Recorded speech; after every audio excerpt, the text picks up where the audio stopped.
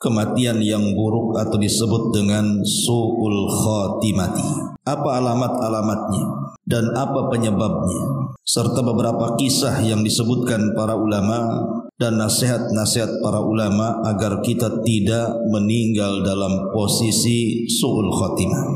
Ma'asyiral muslimin yang dimuliakan Allah Subhanahu wa taala, di dalam surah Qaf ayat 22 Allah Subhanahu wa taala berfirman, laqad kunta fi ghaflatin min hadza fakashafna anka ghita'ak fabasarukal yawma hadid. Sungguh kamu berada dalam keadaan lalai dari hal itu, maksudnya dari kematian, maka kami akan singkapkan darimu penutup yang menutupi matamu, maka ketika itu penglihatanmu teramat sangat tajam.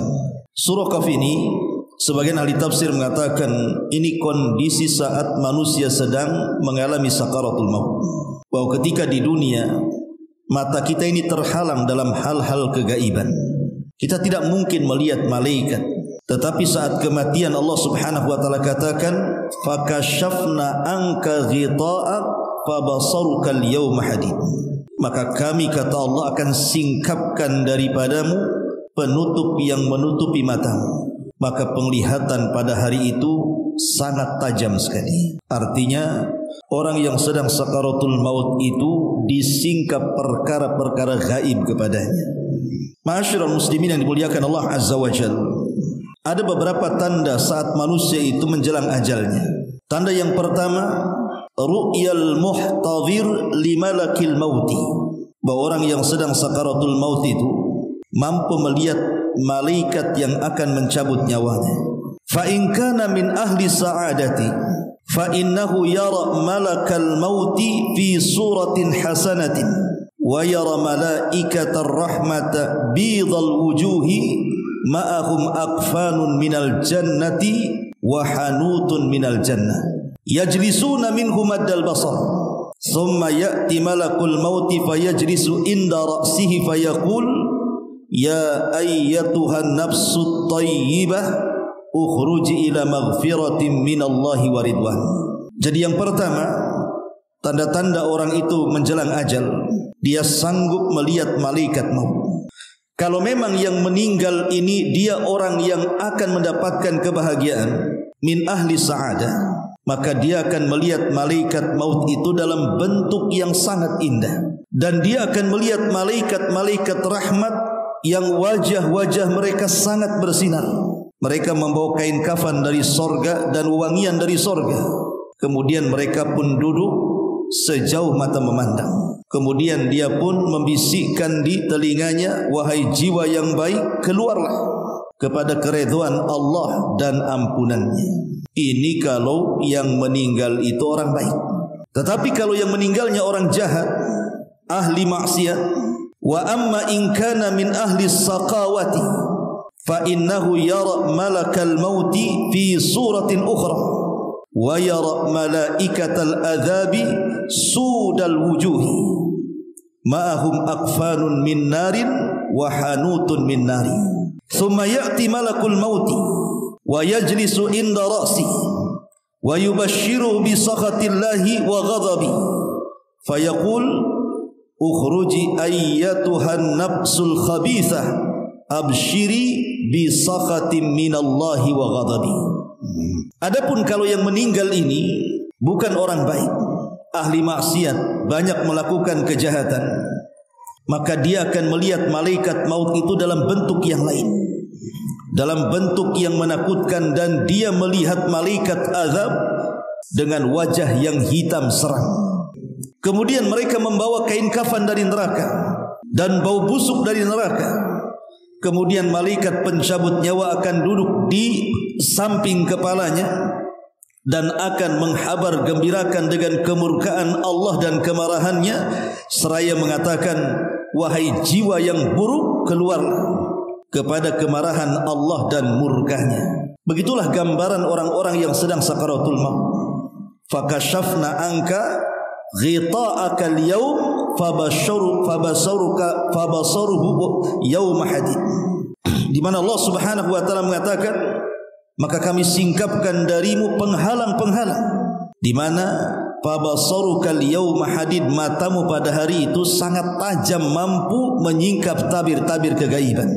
Ma'asyiral muslimin yang dimuliakan Allah Subhanahu wa taala, ketika orang yang diperlihatkan malakul maut, apakah dia orang baik ataupun orang jahat, maka marhalah yang kedua, maka dia tiba-tiba adamul muqawamati wal istislamu lil yakin, maka dia akan hilang kekuatannya, kemudian pasrah apapun yang akan diperbuat oleh malaikat pencabut nyawa itu. Ma'asyiral muslimin yang dimuliakan Allah Azza wa Jalla, bahkan dia mendengar tapi tidak bisa bicara. Dia ingin bicara tapi tidak bisa. Bahkan dia tidak bisa membantah. Dan ketika itulah dia merasakan sakarat. Sakarat itu artinya rasa sakit saat kematian yang tidak ada yang tahu rasanya kecuali Allah Subhanahu wa taala. Karena setiap orang mati itu ada sakaratnya. Sebagaimana Nabi SAW mengatakan, ala lil mauti la sakarat. Ketahuilah dalam kematian itu ada sakarat. Ada rasa sakit yang luar biasa. Rasa sakit ini kalau diderita oleh seorang mukmin boleh jadi sebagai penggugur terakhir dosa dia. Tapi kalau rasa sakit ini dirasakan oleh ahli maksiat, maka boleh jadi itu muqaddimah azab bagi dia. Maka setelah kemudian roh dicabut dan dimulai dari jari jemari kaki kemudian naik ke atas sampai di tenggorokan. Ini kalau nyawa sudah di tenggorokan, mustahil akan kembali ke badan. Karena Allah Subhanahu wa taala mengatakan, hatta idza balagatit taraqi wa qila man rah. Nyawa itu kalau sudah sampai di tenggorokan, qila man rah, siapa yang bisa meruqyah dia, mengembalikan ruh ke dalam jasadnya? Tidak ada yang bisa mengobati dia. Makanya saat itulah kenapa kemudian Allah menutup pintu tobat bagi dia. Karena kalau ruh sudah di tenggorokan, mustahil akan hidup lagi. Nabi SAW mengatakan, innallaha yaqbalu taubata abdin ma lam yugharghir. Allah itu masih menerima taubat seorang hamba sebelum nyawa di kerongkongan. Ma'asyiral muslimin yang dimuliakan Allah Azza wa Jalla, kemudian setelah malaikat maut mengeluarkan ruhnya, dan dalam hadis yang panjang, hadis Bara bin Azib radhiyallahu anhu, Nabi mempermisalkan dengan dua perkara. Kalau kematian seorang mukmin itu seperti air yang menetes terakhir dalam perut, dalam mulut teko. Jadi kalau seandainya ada teko tuh, kan teko itu kan ada mulutnya.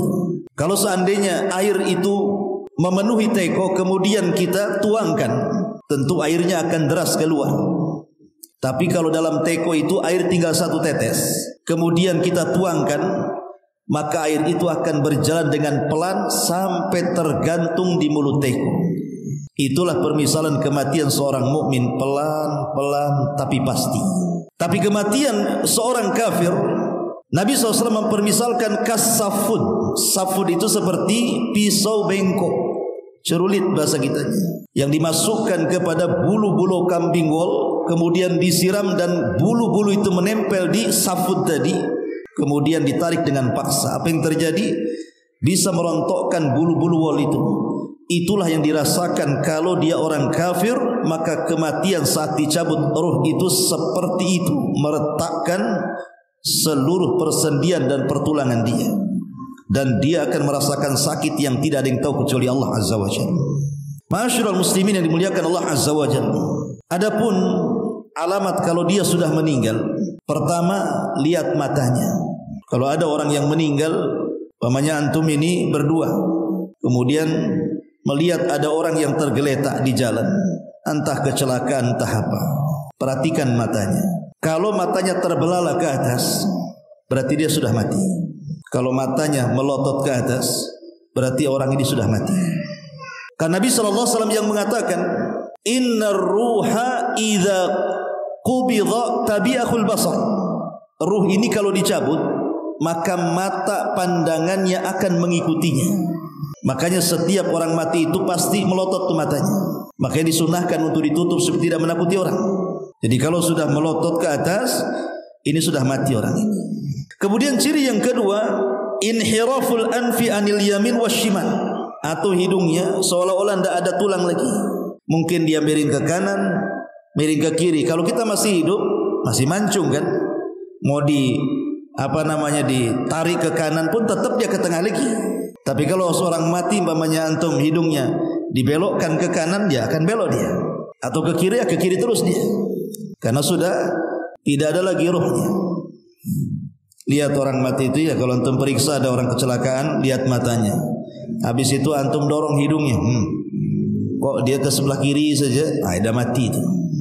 Ya. Ataupun yang ketiga, burudatul jismi, ammatan, dingin dari atas kepala sampai kaki. Jadi badannya itu menjadi dingin dari atas kepala sampai kaki. Kemudian iltifatus sakil aiman ala sakil aisar awil akhs, ataupun kemudian merapat antara betis kiri dan betis kanan. Ini kalau sudah merapat tidak bisa diegangkan atau bahasanya. Itu berarti sudah mati. Ini ciri-ciri orang mati. Kemudian sukunul qalbi. Sukunul qalbi itu sudah tidak ada lagi detak jantung dari jantungnya, raba sininya. Antum tempelkan telinganya di jantungnya, ada enggak detak-detaknya? Ya, ini memastikan bahwa ini orang ini mati. Matanya terbelalak, kemudian hidungnya bisa jatuh ke kiri atau ke kanan, kemudian betisnya merapat, kemudian merasa dingin dari atas kepala sampai kaki, kemudian berhenti detak jantungnya. Ini mendeteksi orang mati namanya. Ya. Ma'asyiral muslimin yang dimuliakan Allah Azza wa Jalla. Lalu apa yang antum harus lakukan? Pertama, ighmadul ainaihi, segera tutup matanya. Diginikan, tutup matanya, biar dia jangan terbelalak lagi. Yang kedua, ikhfalul fam. Kalau mulutnya nganga, cepat dirapatkan. Takut ada hewan-hewan, ada lalat-lalat, ada binatang-binatang yang masuk. Kita harus menghormati orang yang mati sebagaimana kita hormati orang hidup. Kemudian juga taghtiyatul jismi, tutup badannya. Mungkin kalau sekarang kan ada kain jarik, ditutup badannya. Kemudian juga al-israfi tajhizihi. Kalau memang memungkinkan segera buat fardu kifayah, segerakan. Segerakan mandikan, segerakan kafankan, segerakan solatkan, segerakan kuburkan. Kenapa? Kalau dia orang baik, maka itu kebaikan bagi dia. Tapi kalau orang jahat kemudian ditelat-telatkan, dikuburkan, itu sama dengan meletakkan kejahatan dalam rumahnya. Makanya Rasul mengatakan asri'u bil janazah, segerakan memfardu kifayahkan jenazah itu. Ma'asyiral muslimin yang dimuliakan Allah Azza wa Jalla. Kemudian juga talyinul mafasid, berusaha untuk melembutkan persendian-persendiannya dengan cara apa? Ya dengan cara dimandikan tadi. Makanya kalau bisa, kalau orang baru mati itu dimandikan biasanya enak. Kenapa? Karena masih lentur. Tapi si jasad ini kalau sudah semalam, itu dia tegang dia. Sehingga kadang-kadang kita ini mau menggerakkan tangan saja kaku tuh. Sehingga akan sulit pemandian.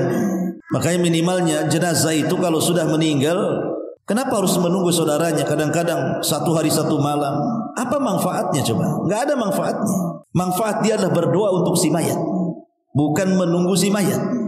Ma'asyiral muslimin yang dimuliakan Allah Azza wa Jalla, baru setelah kemudian selesai dimandikan, selesai dikafankan, disolatkan, kemudian dikuburkan, maka tanya apakah si mayat ini punya hutang. Tanya kepada keluarganya, punya hutang kepada Allah atau tidak. Mungkin dia pernah jima di bulan Ramadan siang-siang hari sehingga dia kena kafarah, atau pernah bernazar, atau pernah berwasiat, karena hutang kepada Allah lebih berat dibayar dibandingkan hutang kepada makhluk. Kalau tidak ada hutang dengan Allah, hutang dengan makhluk, tanyakan pernah pinjam uang tidak? Kalau pernah, kembalikan dari harta warisnya. Dari harta warisnya ya, sebelum dibagi menjadi ahli waris, keluarkan untuk acara jenazah, entah beli kubur, beli kafan dan begitu seterusnya. Lah ini diantara adab setelah kematian. Ma'asyiral muslimin yang dimuliakan Allah Azza wa Jalla. Adapun alamat orang ini dikatakan mati baik secara singkat disebutkan di dalam hadis Muadz bin Jabal radhiyallahu anhu. Nabi SAW mengatakan, "Man kana akhiru kalamihi la ilaha illallah dakhala al-jannah." Siapa yang akhir ucapannya kalimat la ilaha illallah, maka dijamin masuk surga. Berarti tanda-tanda husnul khatimah, dia bisa mengucapkan kalimat tauhid saat kematiannya. Kemudian hadis yang kedua, Nabi SAW mengatakan mautul mu'min bi arakil jabin. Kematian seorang mukmin itu ada keringat di dahinya walaupun di musim dingin. Kalau nampak ada keringat di dahi sini, berarti ini mati baik. Ini husnul khatimah. Kemudian yang ketiga, Nabi SAW mengatakan dalam hadis Abdullah bin Amr bin As radhiyallahu an, "Ma min muslim yamutu yaumal jum'ati aw lailatal jum'ati illa waqahu Allahu fitnatal qabri." Tidaklah seorang mukmin meninggal dunia pada hari Jumat atau di malam Jumat kecuali Allah akan hindarkan dari fitnah kubur. Dengan catatan orang yang mati di hari Jumat dan malam Jumat itu memang dia orang yang taat, orang yang baik. Tapi kalau lagi minum matinya Jumat, ya ndak husnul khotimah. Jadi para ulama mengatakan dengan catatan dia orang baik, Allah pilihkan hari kematiannya hari Jumat, maka Allah akan hindarkan dari fitnah kubur. Kemudian yang keempat, yamutu ala ta'atin min ta'atillah. Dia meninggal sedang melaksanakan ketaatan dari ketaatan Allah. Mungkin lagi solat dia meninggal, lagi puasa dia meninggal, lagi baca Quran dia meninggal, lagi haji dia meninggal, lagi umrah dia meninggal, dan begitu seterusnya. Karena Nabi SAW ketika melihat ada seorang sahabat yang jatuh dari tunggangan untanya saat tawaf, maka Nabi SAW mengatakan, kuburkan dia dengan kain ihramnya, karena dia akan dibangkitkan di hadapan Allah mulabbiyan dengan mengucapkan labbaik Allahumma labbaik. Menunjukkan bahwa orang yang mati dalam ketaatan itu mereka tanda daripada tanda-tanda husnul khatimah. Atau karena kebaikannya dipuji manusia. Memang dia orang baik dan dia orang yang taat kepada Allah dan juga bermuamalahnya baik dengan manusia, saat kematiannya dipuji manusia, maka itu juga tanda husnul khatimah. Sebagaimana hadis Nabi SAW ketika ada dua jenazah lewat, yang pertama dipuji manusia, yang kedua dicaci maki manusia, maka Rasul mengatakan, adapun yang pertama wajabat lahul jannah, adapun yang kedua wajabat lahun nar. Jenazah yang pertama wajib masuk surga. Kenapa? Karena dipuji manusia. Adapun yang jenazah yang kedua dicaci maki manusia karena kejahatannya, wajabat lahun nar, kata Rasul, maka dipastikan dia masuk neraka. Kemudian juga di antara alamat-alamat setelah kematiannya bahwa itu menunjukkan alamat husnul khatimah adalah al-ibtisamatu ala wajhi. Terkadang saat meninggal dia tersenyum. Jadi dia orang baik, orang taat, saat meninggal tersenyum pula dia. Ataupun irtifa'us sababah. Begini, ketika meninggal dia begini telunjuk, menunjukkan ingin mentauhidkan Allah Azza wa Jalla. Ataupun al-wadha'atu wal israqah, atau dilihat dari wajahnya cerah sekali, tidak ada tanda-tanda ketakutan dalam wajahnya. Ataupun dalam kondisi dia membaca Quran tiba-tiba meninggal, sedang berzikir kemudian dia meninggal, seperti yang diceritakan oleh salah satu syekh. Jadi di Riyadh, kejadiannya di Riyadh, di Saudi sana. Jadi ada anak muda itu yang gemar membaca Al-Quran. Dulu, sekarang kan sudah ada handphone. Kadang-kadang jarang orang itu sudah bawa mushaf kecil itu, karena sudah ada handphone, lihat aplikasi di handphone saja lah kan itu. Kalau dulu kan ada mushaf kecil di saku, namanya mushaf saku, itu kemana-mana dibawa. Di pesawat dia baca tidak malu, di dalam bus umum tidak malu, pokoknya di kendaraan apapun, di tengah keramaian apapun, tetap dia baca Quran dan tidak ada segan-segannya. Jadi Allah Subhanahu wa taala takdirkan satu hari dia sedang safar bersama teman-temannya, rupanya terjadi kecelakaan, semua meninggal di tempat kecuali dia. Dia masih bisa diselamatkan dan dibawa ke rumah sakit. Lah sepanjang syekh ini, sepanjang perjalanan membawa dia ke rumah sakit, anak muda ini yang gemar membaca Quran ini selalu mengulang-ulang suratul Najm. Wan najmi idza hawa ma dhalla sahibukum wa ma ghawa wa ma yantiqu anil hawa in huwa illa wahyun yuha. Terus diulang-ulang. Wa ma yantiqu anil hawa in huwa illa wahyun yuha. Sampai dibawa ke rumah sakit, matanya terpejam. Ketika diingatkan pun itu terus membaca Quran. Sampai akhirnya Allah Subhanahu wa taala takdirkan nyawanya tidak tertolong, dan ketika hembusan nyawa terakhirnya dia membaca ayat wa ma yantiqu anil hawa in huwa illa wahyun yuha, bahwa Quran itu bukan keluar dari hawa nafsu Muhammad, tapi Quran itu adalah wahyu yang diwahyukan Allah kepada Muhammad. Kemudian dia meninggal. Terkadang kematian itu Allah Subhanahu wa taala buat seperti itu. Lah ini namanya husnul khatimah. Tetapi bagaimana kalau kematian itu su'ul khatimah? Apa tandanya? Ma'asyiral muslimin yang dimuliakan Allah Azza wa Jalla, sebelum saya ceritakan tanda-tandanya, ada beberapa kisah yang disebutkan para ulama salaf. Pertama, kisah yang disebutkan oleh Al-Hafidh Ibnu Rajab Al-Hambali. Al-Hafidh Ibnu Rajab Al-Hambali dalam kitabnya Jami' Al-Ulum wal Hikam, syarah daripada Arba'in Nawawi. Apa kata Al-Hafidh Ibnu Rajab Al-Hambali? Dia mengatakan, menceritakan dari seorang salaf namanya Abdul Aziz Ibni Abdi Ruwad. Beliau menceritakan dari seorang namanya Abdul Aziz Ibni Abi Ruwad rahimahullah ta'ala. Apa kata Abdul Aziz Ibn Abi Ruwad yang dinukilkan perkataannya oleh Ibnu Rajab ini? Perkataannya, qala, dia mengatakan, hadartu rajulan indal mauti. Kata Abdul Aziz Ibn Abi Ruwad ini, aku pernah hadir di seseorang yang sedang menjelang kematiannya, sedang sakaratul maut.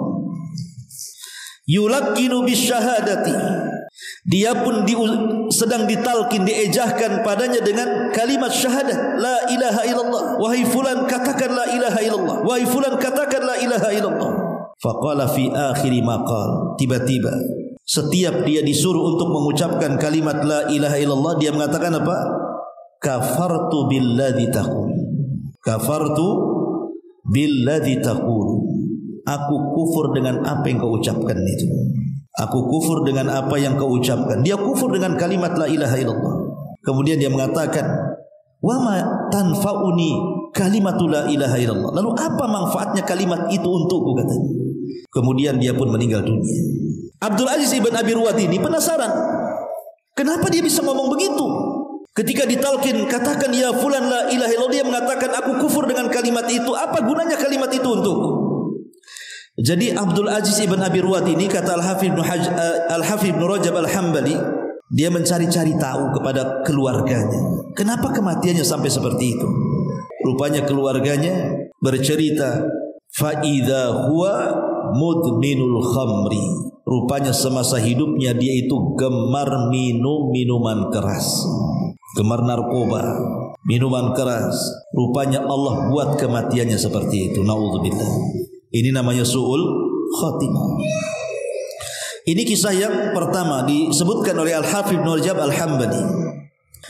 Kemudian juga disebutkan oleh Syekh Abdul Rahim dalam sebuah tulisan beliau, Al-Khawfu min Su'il Khatimah. Syekh Abdul Rahim At-Tahan dalam muhadarahnya ketika menjelaskan tentang takutnya seseorang itu dari buruk akhir perjalanan hidupnya, beliau menceritakan, satu hari terjadi kejadian luar biasa di sebuah kota Qasim. Ini kejadian di Qasim, ya, masih di Saudi sana, di Qasim. Jadi terjadi hadisah, ya tabrakan atau apa gitu ya, hadisah itu ya, kecelakaan. Rupanya dalam mobil yang kecelakaan itu ada seorang laki-laki, dia dalam kondisi naza. Dalam kondisi naza artinya dalam kondisi sedang sakaratul maut. Kemudian teman-temannya membawa dia ke masjid. Kebetulan di situ ada masjid di pinggir jalan. Jadi dibuat pertolonganlah sesaat, diambil dari tempat kecelakaan karena ada masjid di situ, dibawa ke masjid itu jasadnya itu, dan dia sedang sakaratul maut. Kemudian orang-orang pun berusaha untuk mentalkin dia. Wahai fulan, katakan la ilaha illallah. La ilaha illallah. Tapi apa yang terjadi? Dia mengatakan na'udzubillah minal khudlan. Na'udzubillah minal khudlan. Aku berlindung kepada Allah dari kehinaan dengan mengucapkan kalimat itu. Dia berlindung kepada Allah, tidak mau mengucapkan kalimat itu karena kalimat itu kehinaan bagi dia. Na'udzubillah ikhwan. Kita berlindung itu dari setan. Masa berlindung kepada Allah dari tauhid? Akhirnya kemudian orang-orang menggali-gali, kenapa orang ini sampai seperti itu, menolak tauhid saat ditalkinkan detik-detik sakaratul maut itu. Rupanya dia orang yang ya tadi hubbus sukara, suka mabuk. Ya, orang yang suka mabuk jadi ngelantur di akhirnya jawabannya itu. Itulah bagaimana ahli maksiat, naudzubillah, sampai seperti itu. Bahkan juga disebutkan oleh beberapa ulama, ada seseorang itu subhanallah dalam kehidupannya itu dia ahli puasa. Rajulun kathiru as-saumi. Orang ini banyak puasa. Kalau tadi kan ahli maksiat tuh. Yang ini ahli puasa. Bahkan bukan puasa, ibadah-ibadah yang lain pun dia lakukan. Salat malam, membaca Quran, pokoknya ahli ibadah lah orang ini. Tetapi Allah Subhanahu wa taala takdirkan banyak ujian menimpa dia. Diberinya sakit yang berkepanjangan sehingga dia harus menderita yang lama. Sampai akhirnya kematiannya menjemput dia karena sakitnya bertahun. Padahal dia ahli ibadah semasa sehatnya, ahli puasa, ahli sholat gitu. Tapi Allah uji sebelum kematiannya ditimpa penyakit sehingga lama terbaring dia. 1 detik wafatnya. Kemudian orang-orang pun berusaha untuk mentalkin dia dengan kalimat la ilaha illallah. Katakan ya fulan kalimat la ilaha illallah. Apa kata dia? Ayu syai'in fi hadzal ibtila minal ma'na in kana mautan fayujawwazu wa amma ta'dzib fa ayu syai'in maqsudu minhu summa halal. Dia mengatakan pada awalnya falau a'tanil firdausu falau a'tani firdausu ma waffa bima yajri alayya. Awalnya dia mengatakan seperti ini, sekiranya dengan kematianku ini Allah hadiahkan aku dengan surga firdaus, katanya. Ini enggak sebanding dengan penderitaan yang aku derita. Lalu apa maksudnya Allah Subhanahu wa taala memberikan penderitaan itu kepadaku? Apa manfaatnya? Jadi setelah dia ngomel-ngomel seperti itu, seolah-olah menolak qada dan qadar Allah, akhirnya dia meninggal dunia. Meninggal dunia dalam kondisi menolak takdir Allah Subhanahu wa taala. Naudzubillah. Padahal dia ahli ibadah sebelumnya. Terkadang ikhwatu fiddin, kita tidak tahu akhir kehidupan kita seperti apa, karena Rasul yang mengatakan al-a'mal bi khawatimiha, amal itu ditentukan akhirnya. Terkadang awalnya baik, rupanya akhirnya pula jelek. Sehingga Rasul mengatakan ada orang itu yang antara dia dengan sorga itu tinggal 1 hasta, tinggal melangkah saja. Rupanya dia pun mengamalkan amalan penduduk neraka, akhirnya dia pun masuk ke dalam neraka. Padahal jarak dia dengan sorga tinggal 1 hasta. Naudzubillah. Ma'asyiral muslimin yang dimuliakan Allah Subhanahu wa taala. Kemudian juga Imam Ibnu Qayyim rahimahullahu taala juga menceritakan tentang kematian su'ul khatimah. Kata beliau atau Imam Ibnu Jauzi, antara 2 ulama ini, Imam Ibnu Qayyim atau Ibnu Jauzi, dia menceritakan tentang kisah di zamannya. Jadi ada orang di zaman dia itu yang disibukkan dengan perniagaan kain dan dia lupa sholat. Jadi dia seorang penjual kain, penjual pakaian, celana, baju, pokoknya penjual kain lah. Tapi kalau datang waktu sholat dia tak mau ke masjid. Datang waktu zuhur ya tak ke masjid, datang waktu asar ya tak ke masjid. Pokoknya jualannya itu menjadikan dia lalai dari kehidupan dunia, dari ketaatan kepada Allah Subhanahu wa taala. Karena dia mengejar dunia. Jadi satu wafatnya, orang ini ditalkin dengan kalimat la ilaha illallah. Tapi di luar prediksi kita, dia tidak mengucapkan kalimat itu, justru mengucapkan kalimat-kalimat transaksi jual beli. Jadi sampai dia meninggal, yang keluar dari lisannya itu transaksi jual beli. Ah, jangan kau tawar segitu, harganya segini saja. Jangan tawar segitu, terlalu rendah, harganya segini saja. Itu yang diucapkan bolak-balik sampai dia mati. Bahkan juga di kitab yang sama dijelaskan ada orang hobi catur. Di zaman itu kan juga sudah ada catur itu. Makanya Rasul melarang tidak boleh main catur. Syatranji dalam bahasa Arab tidak boleh. Jadi ada anak muda hobi catur sampai melupakan dan melalaikan ibadah dia. Konon katanya kalau menangan dalam catur berarti cerdas itu, karena catur itu mengasah otak. Dari mana Imam Syafi'i tak pernah catur jadi ulama? Imam Ahmad tak pernah catur jadi ulama. Kata siapa ngasah otak? Otak kalau diasah belajarlah, kan main catur. Jadi karena hobinya main catur, tiba-tiba kemudian dia terserang penyakit dan dengan itulah kematiannya. Saat ditalkin kul ya fulan la ilaha illallah, apa yang keluar? Sekak. Itu pula yang keluar. Sekak. Sekakak yang terakhir mati. Naudzubillah coba. Ya. Mati di atas sekak ikhwan, bukan mati di atas la ilaha illallah. Su'ul khatimah. Ya. Ini kisah-kisah nyata yang disebutkan para ulama. Tidak mustahil orang itu ditampakkan su'ul khatimah oleh Allah Subhanahu wa taala. Boleh jadi dia tidak sanggup mengucapkan kalimat la ilaha illallah. Boleh jadi mungkin seram wajahnya atau mengeluarkan bau atau apalah kan begitu. Terkadang dia menyanyi kemudian mati, kadang ketika mabuk dia mati, ketika melangkah ke tempat-tempat maksiat dia meninggal, ketika dia maksiat dia meninggal, su'ul khatimah. Naudzubillah. Ya. Ma'asyiral muslimin yang dimuliakan Allah Azza wa Jalla, dan banyak lagi kisah-kisah yang disebutkan oleh para ulama. Ma'asyiral muslimin wal muslimat rahimani wa rahimakumullah. Lalu apa penyebabnya? Kenapa orang itu bisa mati su'ul khatimah, itu apa sebabnya? Sebab yang pertama at-taswifu bitaubati. Jadi sebab yang pertama kenapa orang itu bisa mati dalam kondisi su'ul khatimah, karena at-taswif bitaubah. Apa taswif? Taswif itu dari kalimat saufa. Saufa itu artinya nanti. Jadi kalimat taswif itu kapan lu tobat? Nanti. Nantilah kalau umur saya sudah 30 tahun. Sudah 30 tahun kapan lu tobat? Nanti. Tanggung 40 tahun. Sudah 40 tahun kok enggak tobat-tobat? Nantilah kadong, tunggu 60 tahun. Ini lagu nanti-nanti ini kalau terus dilakukan oleh orang yang disuruh tobat itu, selamanya dia tidak akan tobat. Makanya kenapa ketika para ulama membahas penduduk neraka, kenapa orang kafir itu dikekalkan coba di neraka? Seolah-olah Allah tidak adil. Ada orang kafir nih umpamanya baru balik, usianya 15 tahun. Otomatis 15 tahun kan sudah dibebani syariat tuh. Baru setahun mati dia. Berarti karena dia kafir masuk neraka kan? Dosanya 1 tahun, di nerakanya selama-lamanya. Adilnya di mana? Harusnya kalau dia melakukan kekafiran 1 tahun di neraka juga lah kan begitu. Masa kesalahan dia 1 tahun ditebus dengan dikekalkan di neraka selama-lamanya? Bagaimana jawabannya? Ulama mengatakan karena Allah itu maha tahu.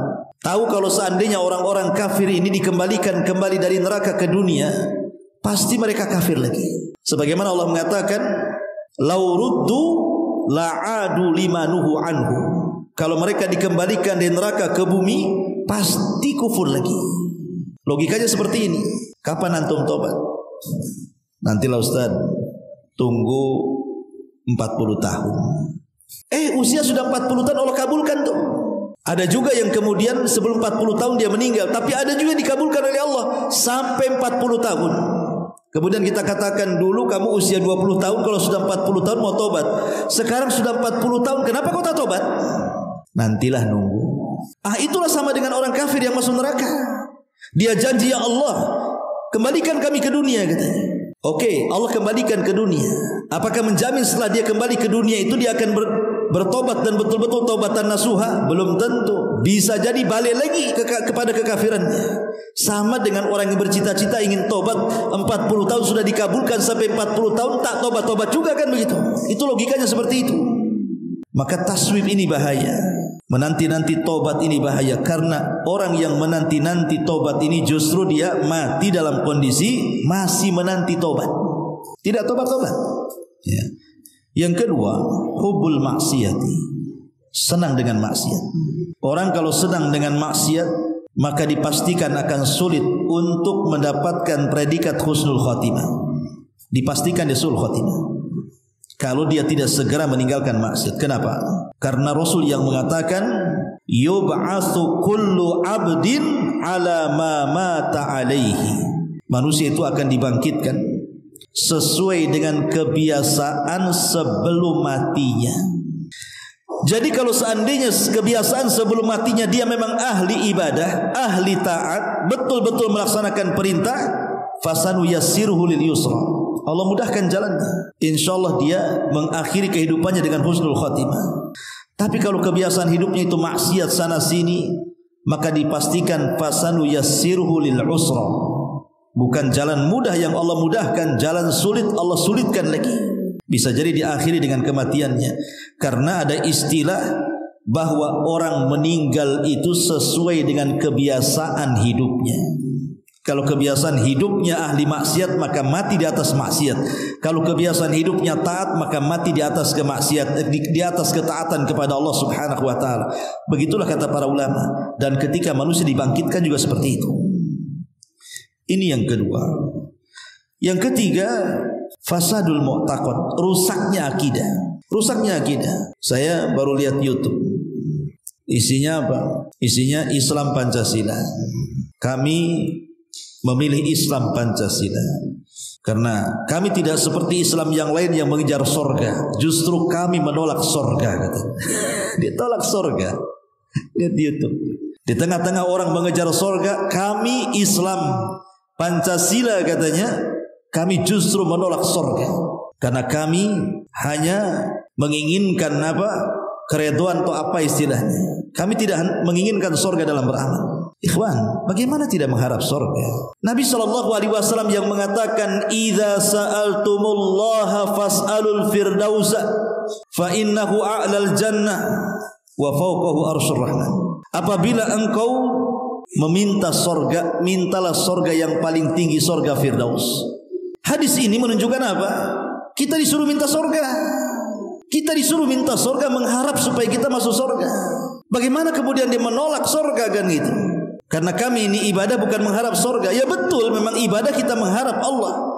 Tapi Allah sendiri yang memerintahkan kita untuk dalam ibadah itu juga ada harapan mendapatkan sorga. Sebagaimana Allah cantumkan sendiri dalam Quran. Kisah siapa? Asiyah bintu Muzahim, istri Fir'aun. Saat dia dilemparkan oleh Fir'aun dari ketinggian kemudian mati. Sebelum mati, apa yang dikehendaki Asiyah bintu Muzahim dalam itu di Quran itu. Dia mengatakan apa? Rabbi ibnili indaka baitan fil jannah wa najjini min fir'auna wa amali wa najjini minal qaumidz zalimin. Ini ucapan istri Fir'aun. Dia mengatakan, ya Rabb kami, enggak masalah, aku korbankan semua, aku siap mati. Tapi tolong bangunkan istana di sisimu di sorga. Jadi Al-Quran menghikayatkan tentang kisah Asiyah bintu Muzahim meminta istana di sorga. Kok kita tidak boleh minta sorga? Bukankah doa yang diajarkan Nabi SAW apa? Allahumma inas'alukal jannah. Ya Allah, kami meminta sorga. Kalau seandainya kita mengucapkan kalimat itu, maka sorga akan bicara, ya Allah, masukkan orang ini kepadaku. Sebagaimana kalau kita mengatakan wa na'udzubika minan nar, aku berlindung kepadamu ya Allah dari neraka, maka neraka akan bicara, ya Allah, jauhkan orang ini dariku, katanya. Cuman orang tak minta sorga ini? Ini ajaran apa sebenarnya? Ma'asyiral muslimin yang dimuliakan Allah Subhanahu wa taala, belum lagi ada orang yang bersolawat di gereja. Coba, ceramah di gereja, solawatan di gereja, baca Quran di gereja, macam-macam. Makin kesini tuh makin aneh ajaran-ajarannya. Kalau memang itu atas nama toleransi, Islam loh dengan tegas mengatakan lakum dinukum waliyadin. Kurang apa konsep ini? Agama kalian yakini dengan kalian, agama kami yakini. Ngapain dicampur adukan kayak rujak petis dan apa nyampur aduk di situ? Ini liberal namanya. Islam tidak pernah mengenal liberal. Islam itu adalah mentauhidkan Allah. Hanya satu-satunya agama yang benar itu Islam. Tidak ada di luar Islam itu benar. Itulah ajaran yang benar. Mana dalilnya? Inna dina indallahil Islam. Wa man yabtaghi ghairal islami dinan falan yuqbala minhu wa huwa fil akhirati minal khasirin. Satu-satunya agama yang diridhai Allah itu Islam. Siapa yang mencari agama selain Islam, selain tertolak, rugi dia. Kurang tegas gimana sampai Rasul mengatakan, tidak ada satupun Yahudi ataupun Nasrani yang mendengar kedatanganku kemudian tidak beriman kepadaku illa kecuali dia akan masuk ke dalam jahanam.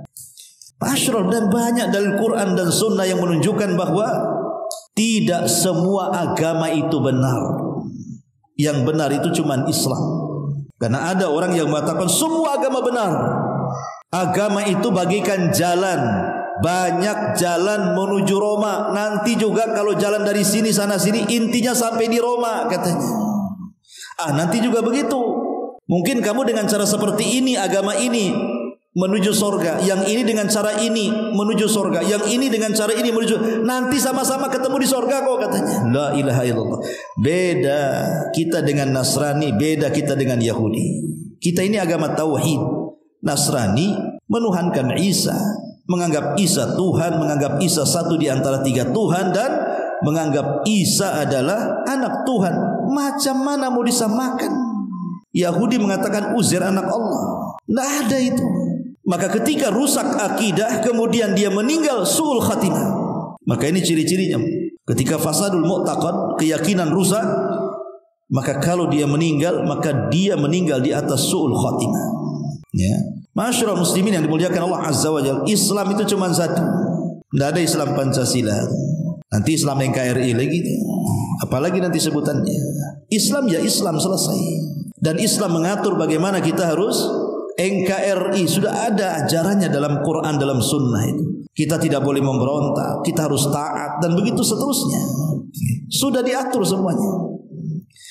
Masyarul muslimin yang dimuliakan Allah Azza wa Jalla. Kemudian yang nomor 4, mukhalafatul batin lidh-dhahir, di mana batin menyelisih yang zahir. Itulah orang munafik.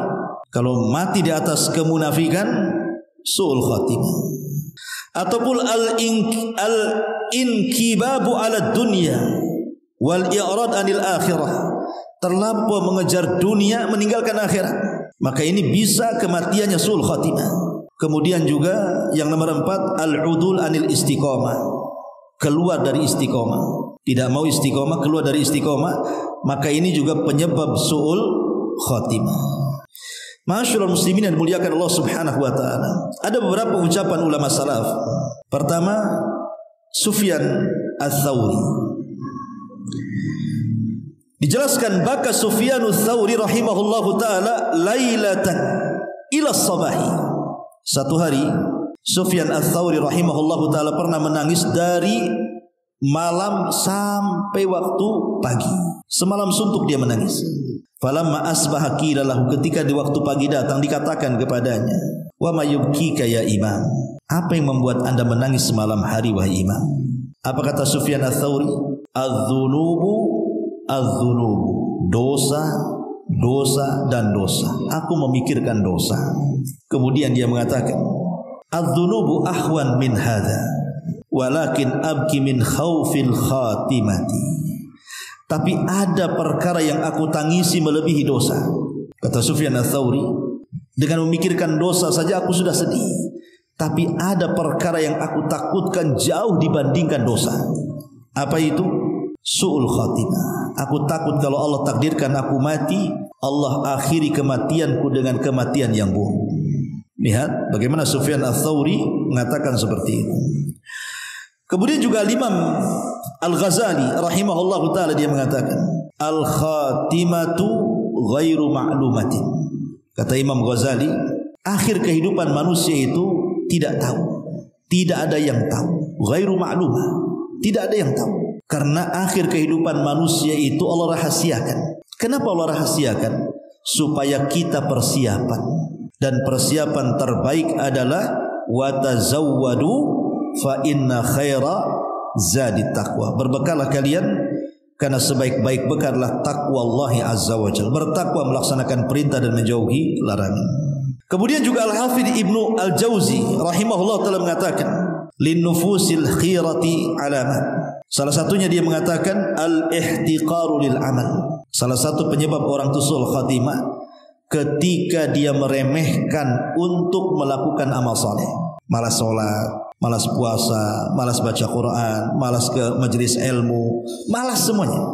Ya. Ihtiqar, meremehkan untuk beramal saleh. Ini juga salah satu pertanda su'ul khatimah.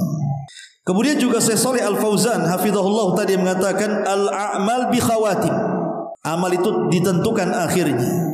Fa innal insan la yaghtar bi amalihi wa in kana min aslahis salihin. Kata Syekh Shalih Fauzan, maka manusia jangan pernah bangga diri walaupun dia merasa paling soleh di antara semua orang soleh. Jangan sombong dengan amal soleh. Makanya ada istilah para ulama, buka'u al-mudhnib, tangisan orang-orang yang berbuat dosa karena menyesal dosanya itu lebih baik min i'jab daripada orang yang i'jab. I'jab itu artinya ta'ajjub bi amalihi, dengan amalnya. Jadi orang yang melakukan dosa kemudian dia menangis karena menyesal jauh lebih baik dibandingkan orang yang beramal soleh sepanjang hayatnya tapi dia ujub. Makanya Syekh Shalih Fauzan mengatakan apa? La yaghtar bi amalihi wa in kana min aslahi salihin. Jangan tertipu dengan amal soleh walaupun dia termasuk sesoleh-solehnya orang soleh. Bal yakhafu min su'il akibah, kata Syekh Shalih Fauzan, bahkan dia harus takut Allah akhiri dengan akhir yang tidak baik. Ma'asyiral muslimin yang dimuliakan Allah Subhanahu wa taala. Dan banyak lagi perkataan para ulama supaya kita kembali untuk istiqomah dan tidak meninggal dalam kondisi su'ul khatimah. Mudah-mudahan kita diberikan oleh Allah Azza wa Jalla keistiqomahan dan kita diwafatkan dalam kondisi husnul khatimah. Wallahu a'lam. Ini yang bisa sampaikan. Subhanaka bihamdika asyhadu an la ilaha illa anta astaghfiruka wa atubu ilaik. Allahu taala alam. Assalamualaikum warahmatullahi wabarakatuh.